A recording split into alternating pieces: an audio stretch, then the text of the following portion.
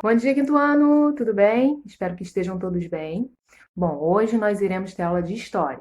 Então, após a correção das páginas 42 a 47, eu estarei começando a falar com vocês sobre a Era Vargas. Vamos lá? A Era Vargas mudou para sempre a história no Brasil. Foi nessa época que as leis trabalhistas foram criadas e as mulheres ganharam direito ao voto. Mas antes de eu sair falando tudo sobre a Era Vargas para vocês, vamos retornar um pouquinho à nossa aula anterior. Em 1926, o Brasil funcionava sob a política do café com leite, que era um revezamento de presidentes entre São Paulo e Minas Gerais. Funcionou por 36 anos, até que Washington Luiz indicou outro paulista, Júlio Prestes, para presidente, rompendo assim com a política do café com leite, porque, pela lógica, era hora de indicar um sucessor mineiro. Os políticos mineiros ficaram descontentes com isso e criaram a Aliança Liberal, que tinha como participantes empresários, a classe média e principalmente militares.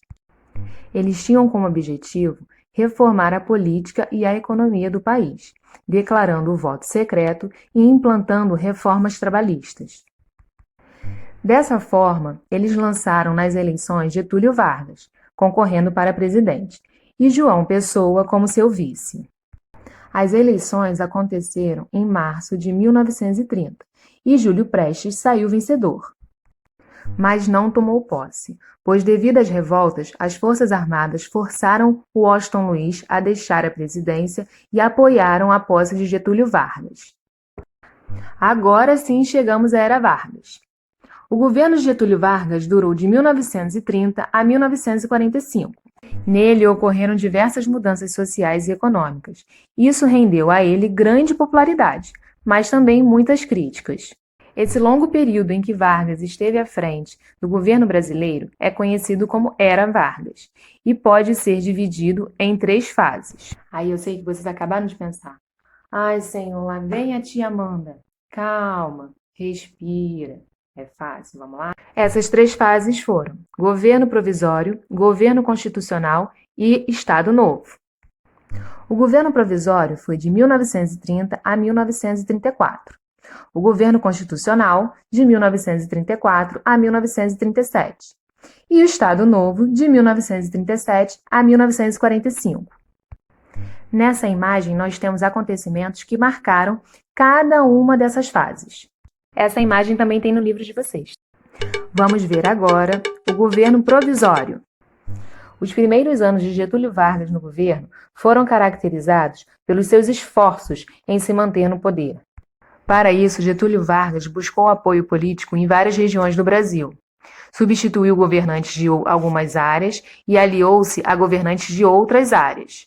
Assim, com esses esforços, ele conseguiu a sua permanência na presidência do país.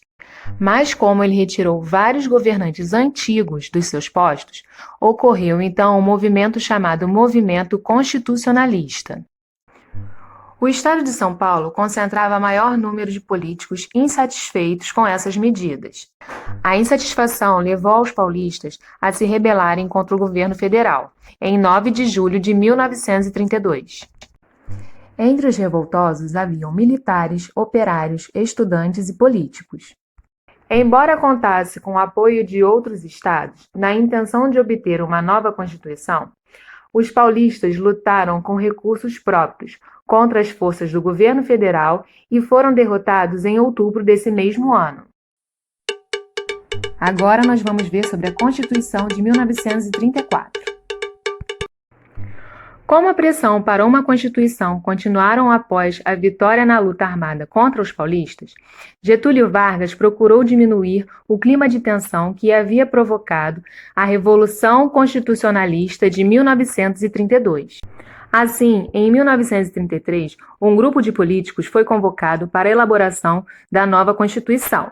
Essa convocação acalmou parte da população e permitiu que Vargas desenvolvesse muitas negociações políticas enquanto a Constituição era projetada. A nova Constituição foi publicada em 16 de julho de 1934 e garantia importantes direitos à população, como ensino primário gratuito, voto secreto e voto feminino, salário mínimo e direito a férias para todos os trabalhadores. Vale ressaltar que o voto feminino e o voto secreto foram duas das mais importantes conquistas políticas dos brasileiros com a Constituição de 1934. No entanto, o direito ao voto era restrito às pessoas alfabetizadas. Assim, a maior parte da população que era analfabeta naquela época continuava afastada do processo eleitoral. Agora nós veremos a segunda fase, o governo constitucional. Uma das decisões da Constituição de 1934 foi a de que a eleição presidencial daquele mesmo ano seria decidida somente pelos votos das mesmas pessoas que participaram da Assembleia Constituinte, ficando definido que o povo somente poderia votar nas eleições de 1938. A eleição ocorreu em 7 de outubro e Getúlio Vargas foi eleito com ampla vantagem sobre o candidato adversário. Isso deu início à fase do governo constitucional. Apesar de eleito, Getúlio Vargas não ficou satisfeito com a nova Constituição, uma vez que ela diminuiu o poder do presidente da República e aumentou o poder dos deputados e senadores. Além disso, ela não dava a possibilidade de reeleição presidencial. No entanto, em 1937, alguns membros do governo afirmaram ter descoberto um plano que ameaçava a segurança da nação. Contudo, essa divulgação era um esquema falso, que servia de pretexto para as manobras políticas de Getúlio Vargas. Pois, ao anunciar a nova Constituição, eles estavam dando início a um novo período no nosso país, conhecido como Estado Novo.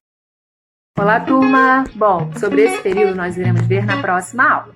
Agora vocês farão os exercícios da página 51 e 53 do livro, tá bom? Façam com calma. Um beijo grande no coração de vocês e até a próxima aula, turma! Tchau, tchau!